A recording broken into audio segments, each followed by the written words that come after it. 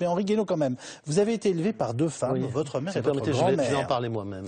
Une famille en 2013, est-ce que c'est forcément un père et une mère? C'est ma question. Oui, mais moi, je vais répondre à ma façon, essentiellement d'ailleurs à Madame Pompili, juste d'abord pour dire à Emmanuel Pierrat que oui, le droit n'est plus adapté et qu'il faut effectivement le corriger pour qu'aucun enfant ne soit dans une situation dramatique, que les droits de chacun soient respectés.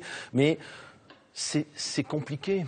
C'est très compliqué. Les situations sont très compliquées. On ne peut pas lui apporter à toutes ces situations une réponse aussi simple que la dénaturation du mariage. Pardon, c'est ce qui nous sépare sur ce sujet. Je prends un exemple. Vous parliez des beaux-parents tout à l'heure. Oui, c'est douloureux, hein, l'histoire des beaux-parents, surtout quand il y a un décès, et même au quotidien, c'est douloureux. La personne qui s'investit dans l'éducation d'un enfant et qui n'a aucun droit. Mais pensez qu'il y a aussi le droit du père divorcé, séparé, ou de la mère parfois, qui n'arrive même pas à faire valoir ses droits par rapport à l'enfant qui est élevé par son ancienne épouse, son ancienne compagne.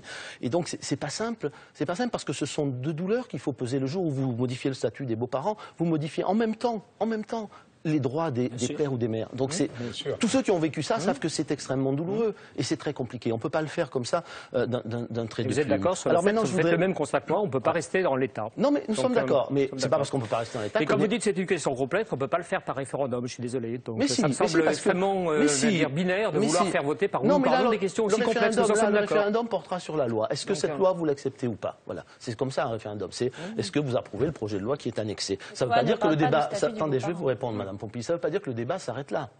Ça veut dire qu'une fois que cette loi serait sortie du champ juridique parce que les Français n'en voudraient pas, on s'arrêterait là. Non, il y aurait à travailler sur autre chose. Mais moi, je voudrais répondre à Madame Pompili. Ça m'est assez difficilement supportable de m'entendre dire que vous seriez la seule ou les seuls à comprendre la société. Croyez-vous vraiment que je pense que la société n'a pas changé, que le modèle du mariage classique se confond aujourd'hui avec le modèle de la famille dans la société? Je vais vous dire, madame, moi, je suis un enfant naturel. Et je suis né en 1957 à une époque où c'était extraordinairement difficile dans une petite ville de province pour une mère d'avoir un enfant naturel, d'être ce qu'on appelait une mère célibataire. Bon, j'ai été élevé par ma mère et par ma grand-mère, par deux femmes, madame. Donc vous ne me ferez pas dire que deux personnes de même sexe ne peuvent pas donner un immense amour à leur enfant. Bien sûr. Voilà. Et je n'aurais permis à personne de dire que ce n'était pas ma famille. C'était ma famille. Mais vous ne saurez peut-être jamais quelles sont les blessures et les douleurs et les souffrances secrètes d'un enfant qui n'a pas de père. Voilà. J'ai été élevé avec le plus grand amour qui soit. J'ai eu une enfance extrêmement heureuse. Mais je peux vous dire que tous les enfants qui sont trouvés dans ma situation, tous les enfants qui n'ont pas de père, qu'ils l'avouent ou qu'ils ne l'avouent pas, et même quand, en apparence, ils le vivent très bien, ont des blessures et des souffrances secrètes. Mais juste pour vous dire que, attendez, juste pour vous dire, j'ai parfaitement conscience que la société, c'est pas partout un homme et une femme mariés qui élèvent des enfants dans la fidélité conjugale absolue et pour toute la vie. Voilà. Je sais, par expérience personnelle, à cause de ma vie, que ça n'est pas le cas. Et donc, ça n'est pas le sujet de cette conversation. Le sujet de conversation, de ce débat... oui, après, vous pourrez me répondre. Vous avez longuement parlé en nous expliquant qu'on ne savait pas ce qu'était la société d'aujourd'hui. Donc, je vous réponds juste par mon cas personnel. Mais pour autant, d'ailleurs, je n'ai jamais pensé qu'une mère abandonnée, une grand-mère aimante, constituait un modèle qu'il fallait institutionnaliser. C'est ça le problème. Je n'ai jamais pensé un instant que ça devait l'être. Même si c'était ma famille. À partir du moment où ces situations existent, on peut peut-être améliorer justement les choses. Oui, mais ce n'est pas la bonne méthode pour améliorer. Je vais vous dire, d'abord, on a amélioré beaucoup de choses. On a donné les mêmes droits aux enfants illégitimes et aux enfants légitimes, par exemple. Donc, le problème n'est pas là. Le problème est, ce texte de loi, je l'ai lu, Emmanuel Pierrat, je l'ai bien lu, mais un texte de loi ne se juge pas simplement à la lettre du texte. Il se juge aux conséquences qu'il entraîne, à la porte qu'il ouvre sur l'avenir.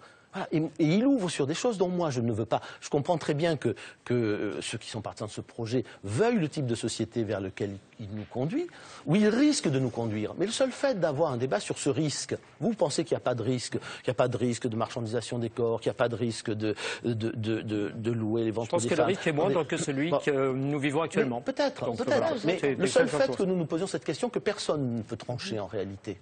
Moi, je pense qu'il y a un risque énorme vis-à-vis de la marchandisation des corps. Et même pire que ça, vous savez, quand en passant par la réforme du mariage, vous ne faites qu'une chose. Vous donnez un droit, vous donnez un droit à l'enfant à tous les couples, quels qu'ils soient. Ce qui veut dire que les couples stériles seront forcément incités, poussés, et réclameront d'ailleurs logiquement, légitimement, à pouvoir avoir des enfants par tous les moyens que la science et la technique leur donneront. C'est déjà le cas, Henri Guénaud. C'est déjà le cas. Ah non, pardon, aujourd'hui... Parce que ça se fait, parce qu'il suffit de franchir une frontière. Excusez-moi. Est-ce que c'est possible que vous répondre à votre nom, sinologue? Absolument. Non, mais c'est déjà le cas, et nous essayons sans arrêt de mettre des barrières, des digues contre ça. Là, nous ouvrons totalement les digues. Voilà. Et ça donne une société dont moi, je ne veux pas. En tout cas, il y a un risque. Vous pensez qu'il n'y a pas de risque? Moi, je pense que oui. On a compris, qui peut trancher ce conflit sinon chaque Français dans le secret de sa conscience? Nous avons